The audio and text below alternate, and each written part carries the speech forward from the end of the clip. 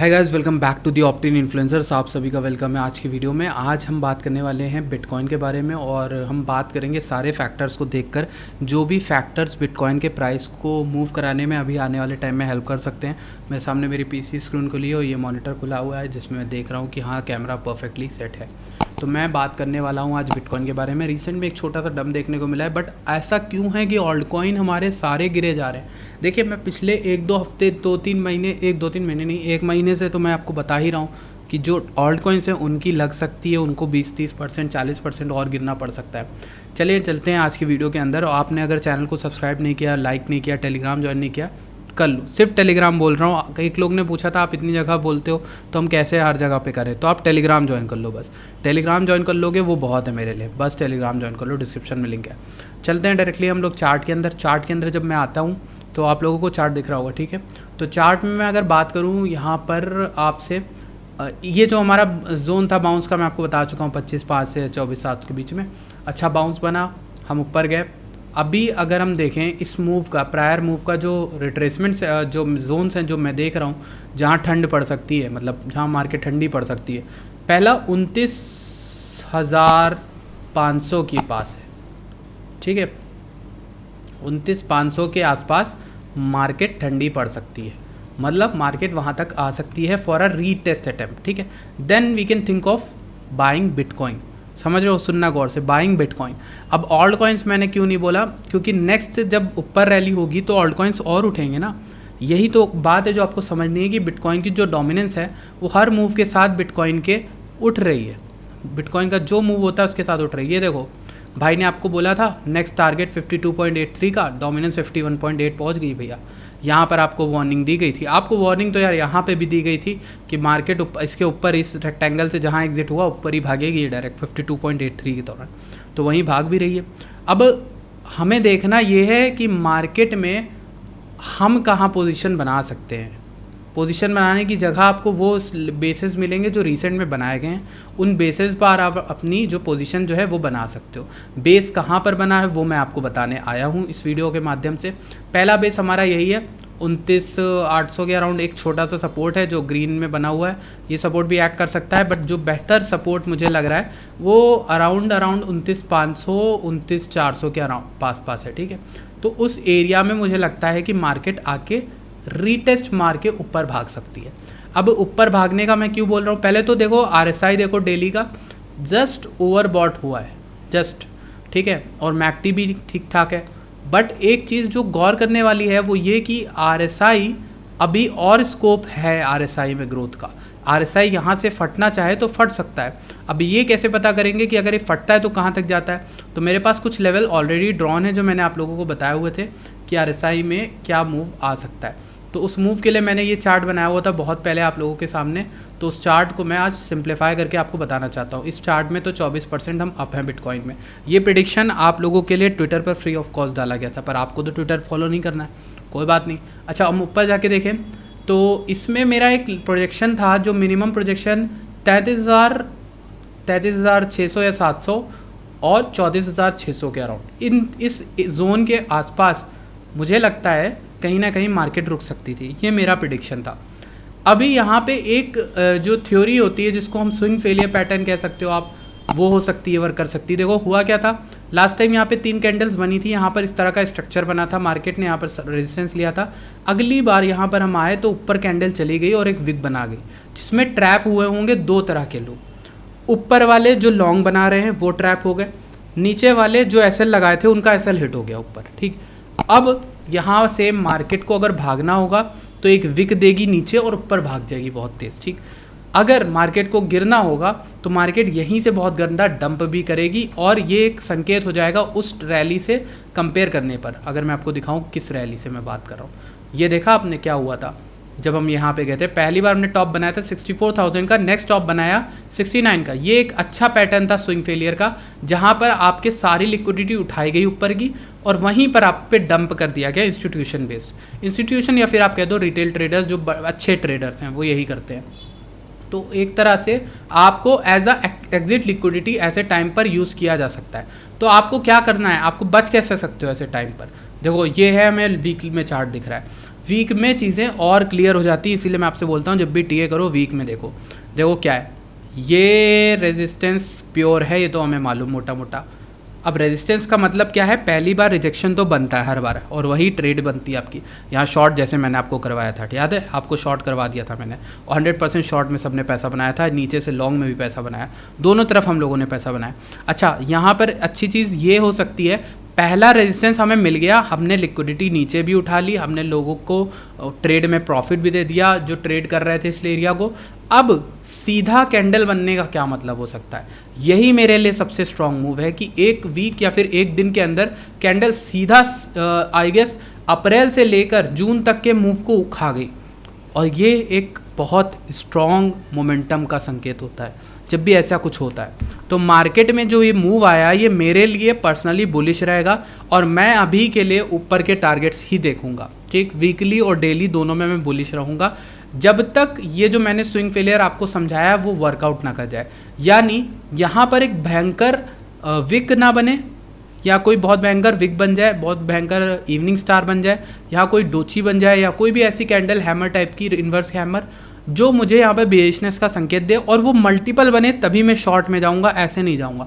Multiple बनने चाहिए संकेत, या तो मुझे बुलिंजर दे या कोई ईएमए दे, कुछ भी ऐसा संकेत मिले जो अभी के लिए मुझे कोई संकेत ऐसा नहीं मिला टू माय नॉलेज। आप लोग को पता हो नीचे कमेंट में बता देना।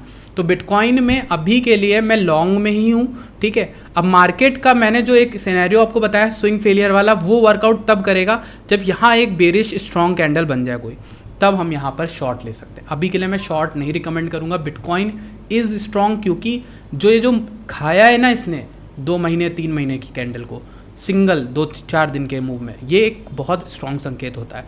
मेरी फिफ्थ जो एरिया है वो ये वाली है 33,000, देखते हैं यहाँ पर आता है कि नहीं। सामने आप लोगों के प्रेडिक्शन करके जा रहा हूँ, और हम कुछ और चीज़ों को देख लेते हैं ज़रा। बिटकॉइन का लॉन्ग शॉर्ट रेशियो अगर देखें 24 घंटे में, तो इट्स मेकिंग की यहाँ पर शॉर्ट और लॉन्ग लगभग बराबर ही हैं। लॉन्ग थे लोग, शॉर्ट लॉन्ग लगभग बराबर है, कोई इंटरेस्टिंग बात यहाँ पर है नहीं।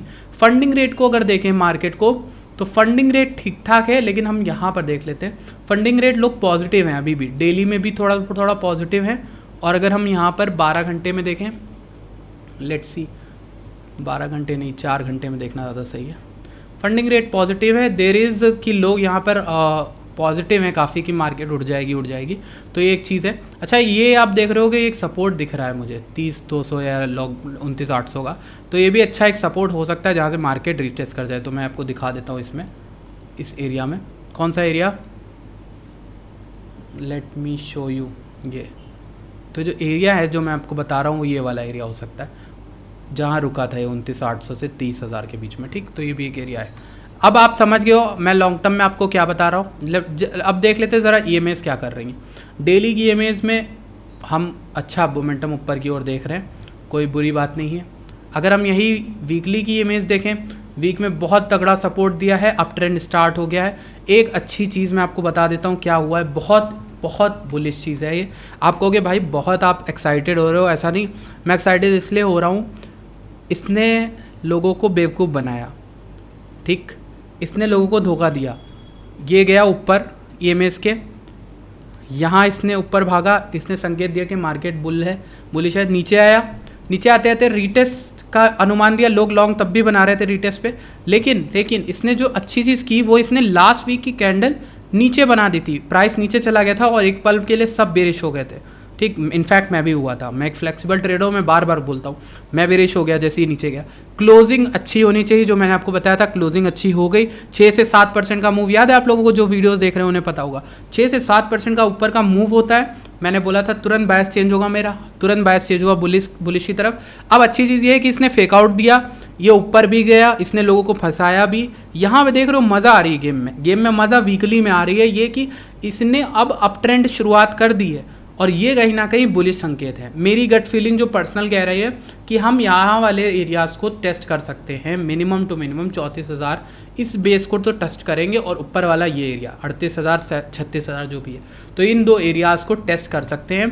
That will be my target for this short mini bull market, जो भी आप कह लो इस साल के। और बुलिश लग रही है वीकली कैंडल, ठीक, काफ़ी बुलिश लग रही। तो अनलेस एंड अनटिल ये वीकली कैंडल की विक ना प्रूव हो जाए, डेली में कोई बेरिश कैंडल ना बन जाए, शॉर्ट मत करना। ऑल्ट कॉइन्स की एक टिप दे के जाता हूँ आपको, डोमिनेंस अभी उठेगी। ऑल्ट कॉइन्स वो पकड़ो जो बहुत ज़्यादा ओवरसोल्ड टेरिटरी में हो, जैसे कि आपको मैंने लिंक बताया था। लिंक अकेला एक ऐसा कॉइन दिख रहा है मुझे जो बहुत अच्छा स्ट्रांगली होल्ड किया हुआ है, ठीक है। ये देखो लिंक कहाँ से कहाँ चला गया। 5.165 पे कुछ लोगों को लॉन्ग बनवाया था, शायद मैंने अपने टेलीग्राम पे भी डाला था, ठीक। लिंक बुलिश हो गया है, मैं एक रीटेस्ट का वेट कर रहा हूँ 5.8 के। जहाँ 5.8 आया मैं उठाऊँगा और लिंक। मैंने पर्सनली नीचे लिंक नहीं लिया था ड्यू टू द न्यूज़, आप लोग को पता है। अगर आपको और कॉइन्स जानने हैं तो उनमें कुछ कॉइन्स हैं CFX, लेकिन CFX भी बेरिश होता नज़र आ रहा है। तो अगर ये यहाँ आता है 16-19 के आसपास तो मैं लेने की सोचूंगा। अच्छे कॉइन्स जो आपको लग रहे हैं, जो मुझे लग रहे हैं कि अच्छा कर सकते हैं, मैटिक कुछ दिन के अंदर अच्छा करता है अगर इसने EMA को नहीं छोड़ा, 65 से नीचे नहीं आया तो।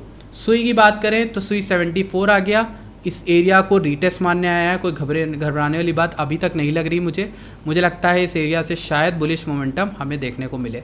ये देखो ये वही एरिया है हमारा जो सपोर्ट मैंने आपको ड्रॉ करा था, एग्जैक्टली हमारे एरिया पे ही सपोर्ट ले रहा है। आरपा को देख ले, आरपा बेरिश है। आर्ब को देख ले, आर्ब हमारा आर्ब होल्ड करने की कोशिश कर रहा है। आर्ब में पहला मेरा ये टारगेट जोन था, नीचे जिन्होंने भी 90 लिया था उनका टारगेट जोन तो हिट हो गया, लेकिन मेरे हिसाब से आर्ब होल्ड करने की कोशिश करेगा एंड क्लोजिंग जस्ट ये 1.1 के ऊपर कर दे। अगर इस वीक में या डेली में भी कर दे तो भी अच्छा है। चलो डेली में बेरिश होता नज़र आ रहा है, लेकिन इसके लिए हमारे पास एक पुख्ता सबूत तभी होगा जब ये ऊपर क्लोजिंग करेगा 1.1 के, तब मैं थोड़ा सा यहाँ पर बुलिश होना स्टार्ट होगा। आर्ब जो है वीकली में बहुत अच्छा स्ट्रक्चर बना रहा है मेरे ख्याल से। विक तो अच्छी जगह गई थी। मेरा कोशिश यही रहेगा कि और एक और बार लिक्विडिटी उठाने ऊपर जाए और यहाँ तक का टारगेट रहेगा 1.33 तक, ठीक है। एवैक्स भी सही है, एवैक्स भी वही है, हैमर टाइप का रिवर्सल कैंडल बना रहा है। इस वीक में क्लोजिंग जो भी हो, पैटर्न अगर इस तरह के बन रहे हैं तो ये कॉइन्स उठ जाएंगे जो मैंने अभी आपको बताया।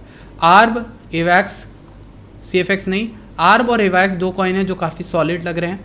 सुई अभी यहाँ पर सपोर्ट ले लेता है कि नहीं वो देखना पड़ेगा। RNDR एक अच्छा टोकन है जो रिसेंट में काफ़ी अच्छी रैली करा था जिसने, ठीक है। अभी भी ये मेंटेन करने की कोशिश करा अपने ट्रेंड, लेकिन ये EMA इसके नीचे आ रहा है तो मैं नहीं सोचूंगा। समझ लो EMA मैं नॉर्मल यूज़ करता हूँ, कुछ नया नहीं। LDO में एक अच्छी चीज़ मैं आपको बताता हूँ। LDO में क्या है, LDO EMA के नीचे ही है डेली में। इसने रिजेक्शन देखा दिया, इसने कहा भाई हमारा टारगेट जोन ये वाला था 2 से लेकर 2.07 समथिंग, वहीं से रिजेक्ट करके नीचे जा रहा है। अब अगर LDO को उठाना है, उठाओ 1.7 से इस जोन में 1.5 के बीच में, मोटा मोटा जो स्पॉट में बाइंग कर रहे हैं वो इस एरिया में उठाएं, ठीक है। LDO को समझ गए, इस जगह LDO उठाओ। तो ये था आज का हमारा सेशन। इन कॉइन्स को उठाना है विद प्रॉपर नीचे का SL लगा लो यहाँ पर 1.4 समथिंग लाइक दैट। लेकिन LDO एक बुलिश कॉइन है, मैं इसको होल्ड करूँगा। LDO और आर्ब दोनों को मैं होल्ड करूँगा। सुई में थोड़ा बेरिश हो गया हूँ, लेकिन LDO और आर्ब बहुत स्ट्रॉन्ग कॉइन है, ठीक। Thank you so much for watching this video. I will see you guys in the next video. Till then bye bye.